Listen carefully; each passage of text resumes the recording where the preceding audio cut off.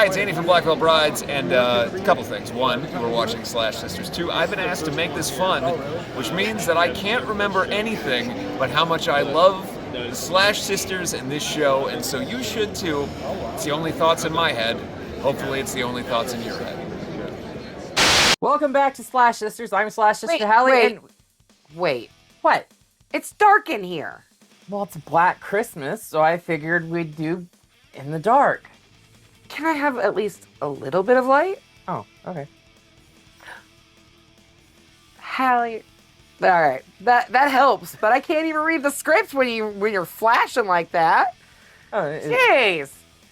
Oh, okay. Well, that's a little bit better. I still think we need a little bit more light. They can't see us. Oh, well, it's a clapper, so just, clap. That worked. Yeah, right? Perfect. Merry Christmas, horror fans. I'm Slash Sister Jen. And I'm Slash Sister Hallie, and what better way to celebrate the holidays than with a little seasonal slasher? Yeah, today we are talking about Black Christmas from 2006. Black Xmas? Xmas. Yeah. Directed by Glenn Morgan and starring Michelle Trachtenberg, Katie Cassidy, who we saw very recently in the Nightmare on Elm Street. Nightmare on Elm Street remake. And she was in one more horror remake. She was in When a Stranger Calls. Was she really? She was. Wow.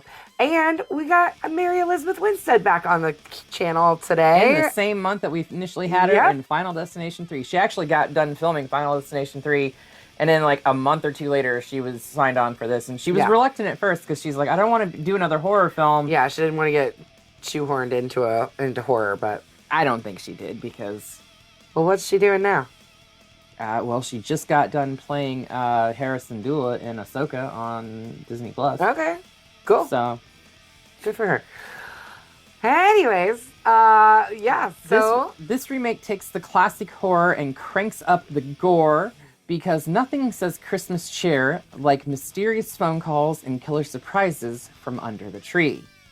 Yeah. So before we rip open this bloody present, make sure you go ahead and slash that subscribe button, stab the like button, and ring that grave bell so you don't miss out on any of the nonsense we're doing on this channel. Exactly. Pour yourself some eggnog. We got ours right here. Mm-hmm. Cheers. Cheers, Hallie. Happy Yule. Damn Christians taking over pagan holidays.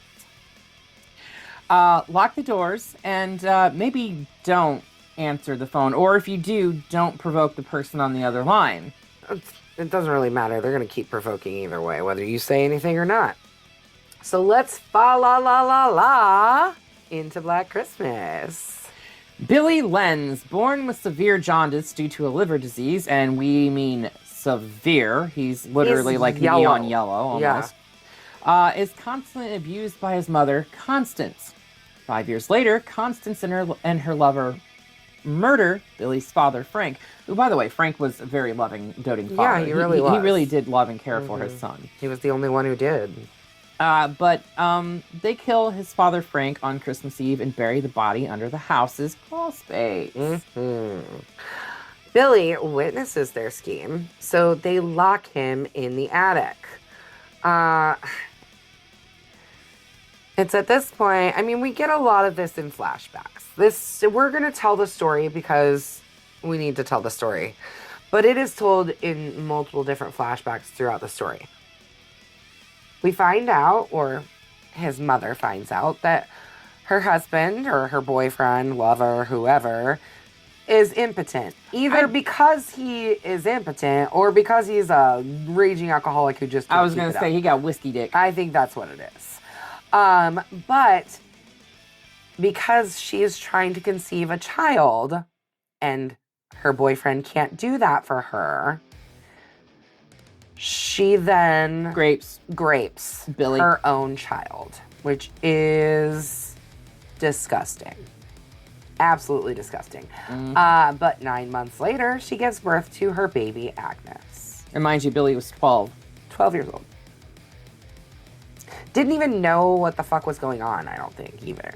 And even if he did, that's his mother, and he's 12. Anyways. On Christmas Day, 1991, Billy escapes from the attic and disfigures 8-year-old Agnes by gouging out her eye. I believe he also ate it. Mm-hmm. He then brutally... There's lots of eyes in this movie. Mm-hmm. He then brutally murders his mother and her lover. They deserved it. And cuts out bits of their flesh and bakes them for his cookies. Yeah, he like literally uses a cookie cutter on his mom's back and like peels her skin off. Yep. Kind of gross. Yeah, he's caught by the police whilst eating said cookies made of his mother's flesh and is sent to a mental asylum where Agnes is taken to a local orphanage. Yep. We then cut to 15 years later. 2006. Hey, that's when this film was released. Weird. Wow. And Billy escapes from his cell on Christmas Eve by sharpening down a candy cane and using it to stab the security guard, and then finding a way out by getting... I'm sorry, that security guard was a piss poor security guard. The first thing he should have done was look underneath the goddamn bed, specifically with the blanket hanging over that part. My thing is, one, if he's this dangerous person, why does he have Christmas lights in his room? He could do all kinds of things with that. I get it. It's actually stated you got to keep it to keep him passive. They let him, because Christmas was his favorite holiday, so they let him have the Christmas. They give him that, whatever. Yeah. Why the fuck did they give him a full length candy cane though? Yeah, that was the other thing I was gonna say. Is like, why would you give a candy cane to a prisoner? That's stupid. It's like the fastest shiv you can make right there. You don't even have to have heat to make it. And I love it when like the dietitian's like passing the plates through to the inmates or whatever. He looks at the guard and he's like, "Tastes like chicken." Because it is chicken. The closest thing we could get to his mother's flesh. Yeah. I'm just like, oh, okay, whatever. Okie doke. Right. But he escapes. And he heads to his former home, which is now a sorority house for Delta Alpha Kappa at Clement University in New Hampshire. At the house, Claire Crosby. Claire, we do keep, the names are similar. Not exactly the same, but there's a few names that carry over. Are similar, and we get Andrea Martin back. When she was approached for this too, she played... I can't remember which one she played. Can't remember what her character's name was either. I just read it the other day. Blank. Right there. Yeah. But when she was approached for this is like literally 32 years after the original Black Christmas. She's like, I haven't even given that movie a second thought, and you're asking me to come back? Right. Okay, sure. Why not? Right. Yeah. So, one of the sorority girls, Claire, is murdered in her bedroom by an unknown figure.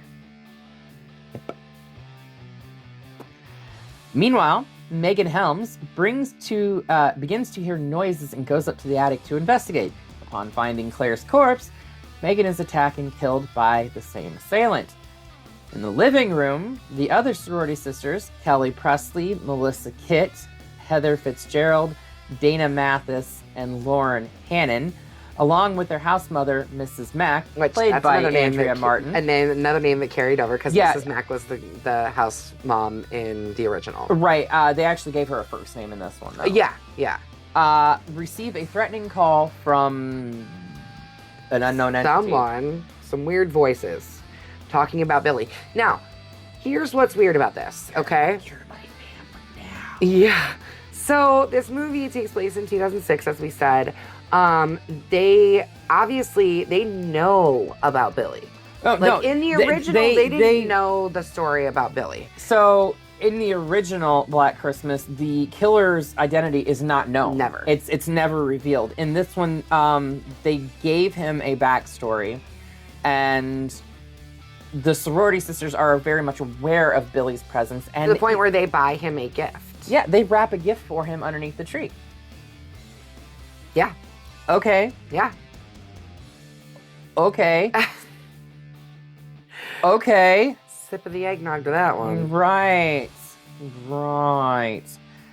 Which, by the way, Mary Elizabeth Winstead's character is like so against it. I don't remember what her name. I don't know any of the characters' names, if I'm being honest, because I didn't pay that close of attention to what their names were. They're canon that fodder, one and that basically. one. Right. But Michelle Trachtenberg, Lacey Chabert, you know. Right. Katie Cassidy. Those ones. Right. We know those names, not their characters' names. But most of Elizabeth Winstead is not the only Final Destination actress in this. One of the other sorority sisters, the drunk one, the drunk one, played one of the Ashes in Final Destination 3. And Claire's half sister was the teacher from the first one. First one. That's right. I knew I recognized her. I just could not place it for the life of me. Yep. That's so funny. Yep. Yeah. Anyways, speaking of Claire's half sister. Yeah, Claire's half sister Lee shows up at the house looking for her sister. Kelly's boyfriend Kyle. Fucking Kyle. It's always Oliver Hudson. Yeah. Wyatt Russell's brother. Yeah. Kate Hudson's son. Yeah. Not Kate, sorry, Kate Goldie Hudson's Hawn. sister, or brother, Kate Hudson's yes. sister, yeah. Brother. Yep. Yes. Yeah. Uh-huh. One of those. I don't know if you just heard our producer back there laughing at me for my fuck up. I don't care. Son, sister, daughter, whatever. They're related. They're blood somehow. They're related. You know what? Fuck it. It's Christmas. We're all related on Christmas. We're all family. You're my family now.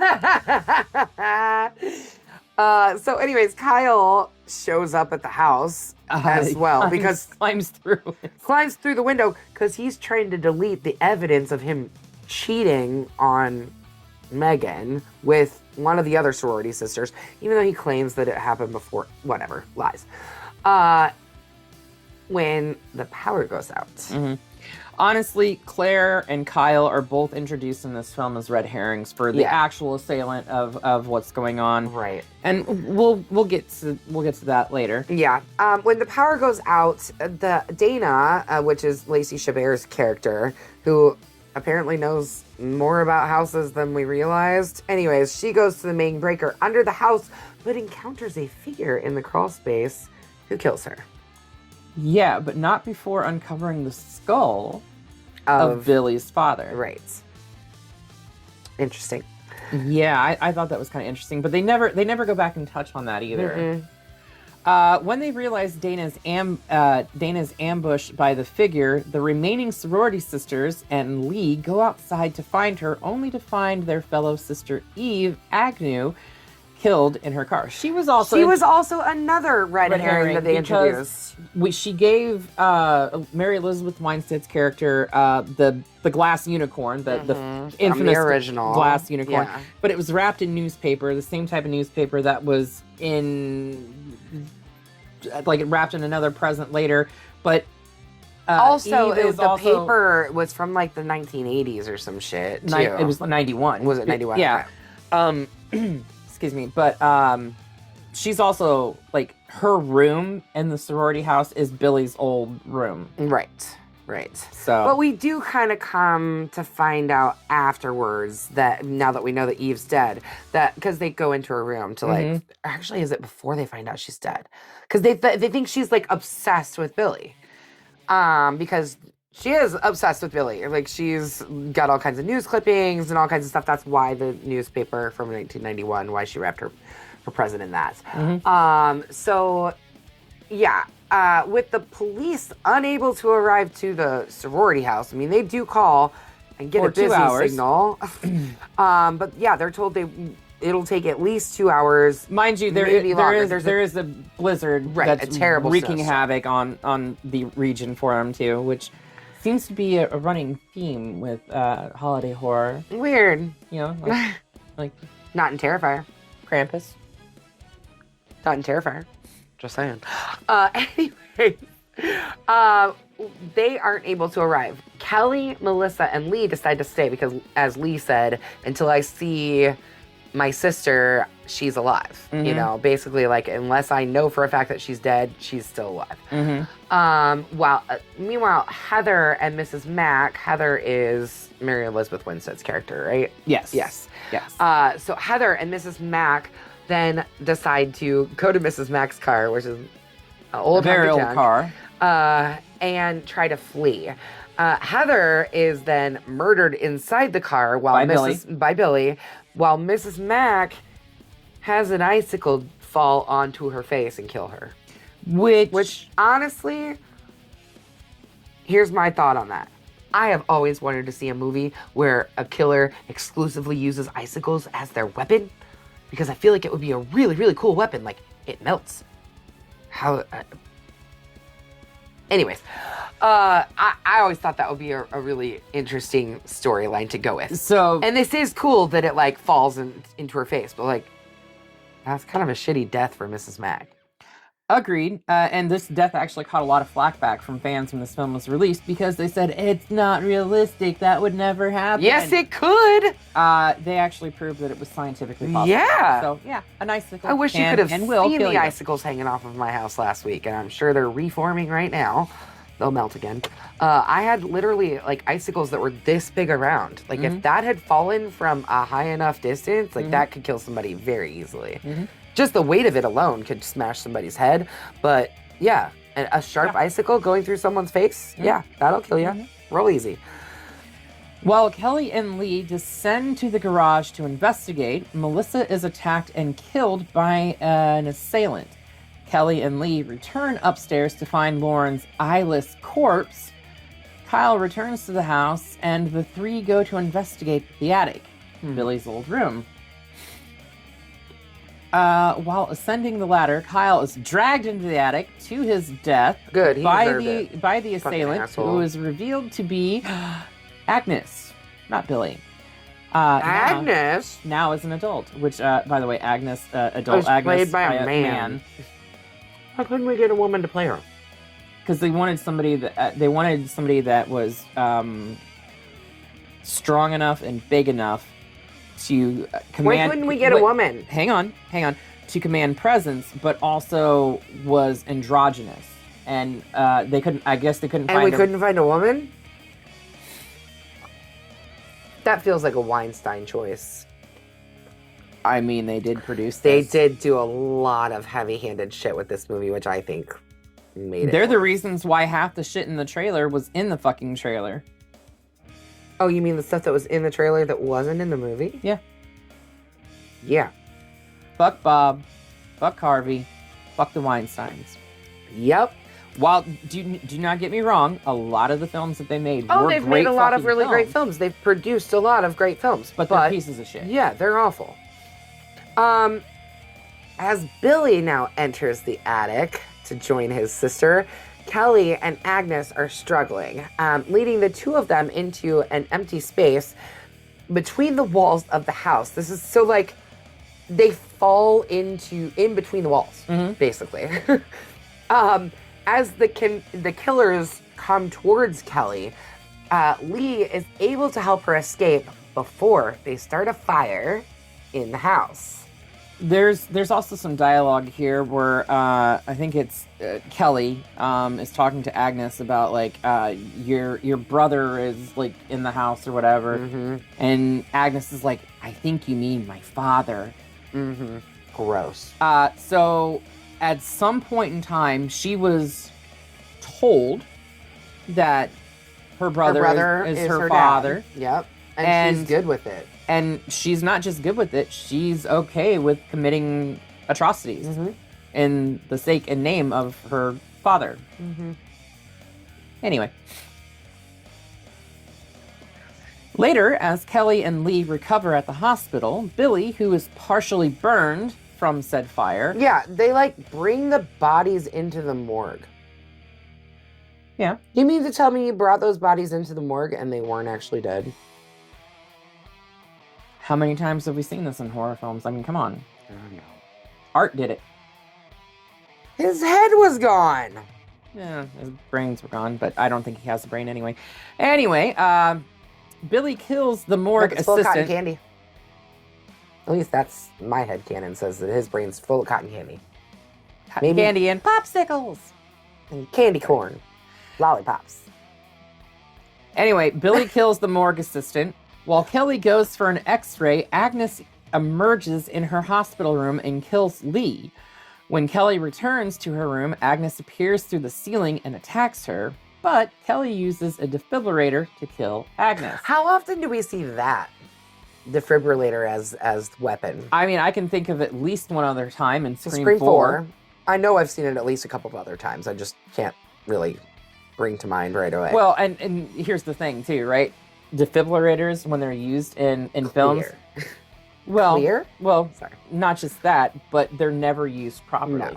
They're always used to like restart a heartbeat, and they're used to shock the system into resetting itself. Not to kill someone, right? No, or to bring someone back. You know, but defibrillators are there for like somebody who has an irregular heartbeat. You shock them, and it's supposed to help the. It's a common trope. It's lazy writing, and I'm actually sick of it. Yep, me too. Me too. Moments later, Billy enters the chat through the ceiling and chases Kelly into the stairwell. They fight for a bit, and it ends with Kelly pushing Billy off of the railing where he is impaled onto the top of a Christmas tree. That was one strong fucking tree. Yeah. Even Seriously. if it was a fake tree. Like, that shit you would have had to have fallen right perfectly. Anyways, that's the end of our movie. Yep. That's that. I have thoughts on this movie. I feel like, obviously, it's better than the 2019 remake, which was... What even the fuck was that? It was someone's some attempt kind at being of woke clever. nonsense. Yeah. I don't know that we will ever cover the 2019 one unless you guys want to see it. Let us know in the comments below whether you want to see it or not. You wanna torture me? Make me watch that shit again? You torture me with Terrifier. I'm not talking about you. I'm talking about them. I'm saying you It's up torture to me them. with Terrifier, so they I can guess torture it's not you. up- I guess it's not really up to them. It is up to us. I mean, ultimately, we've been deciding all the movies. Right. But if you want to torture me, yeah, let us know. My thoughts on this film. First off, there was absolutely no fucking reason for the incest grape stuff. That was not needed. I don't like the way Billy or Agnes looked. I think they looked weird. I think that this movie is trash. We didn't talk about Michelle Trachtenberg's death, which was actually kind of cool. I will give him that. With the fucking hockey skate or whatever that kills her. That's cool. But they throw it. Like, Right. Agnes throws it at her. Right. It's a bloody machete down for me. This movie is not good.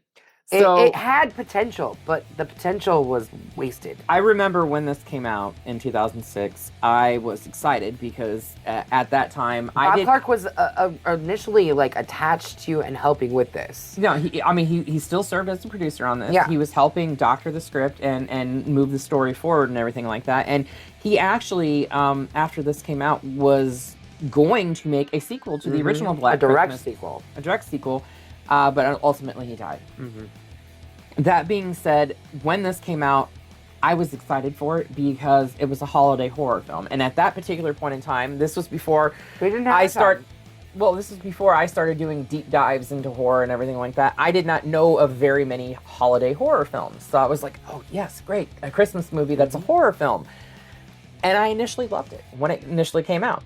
But like, you look back with these things with like rose tinted glasses because this is kind of from, even though this is 2006, it's a little bit after our time frame, but I mean, in theory, we could have been in college at the same time that this happened and everything like that. But they did this with like a lot of remakes, you know, and they all came out during our like high school era and everything like that. Shortly after. Right. So we see them and like I ate them up and I loved them all then. But yeah, this is a bloody machete down for me too because it is just, it's not complete garbage. The kills are very fun and there's inventive. some really cool inventive kills. I will give them that. But like you said, the whole incest storyline, all of that, Completely unnecessary. I don't think we actually needed to have a backstory on the killer. I don't think we did either. I think they could have done it completely like, oh, we have somebody that's knocking off these sorority girls and we don't know who it is. Mm-hmm. Maybe reveal it at the end that it's like a father of the sorority girl or a scorned lover from a or even legacy or something like that. Billy. Right. We didn't need all the backstory and the disgusting nitty-gritty details. There was no need for it whatsoever. No, we didn't need it. But yeah, so that's the 2006 Black Christmas. Get it the fuck out of here. I don't want to touch it anymore. Right. I don't know what we're doing next. I do. We're done with Christmas. We're done with 2025, folks. This is our last video of 2025. Bye. Get the fuck out of here. 2025 can eat my ass. Seriously, 2025 has been the longest decade of my life. For real. For real. On that note. Yeah, you already ate yours. Eat it. I did.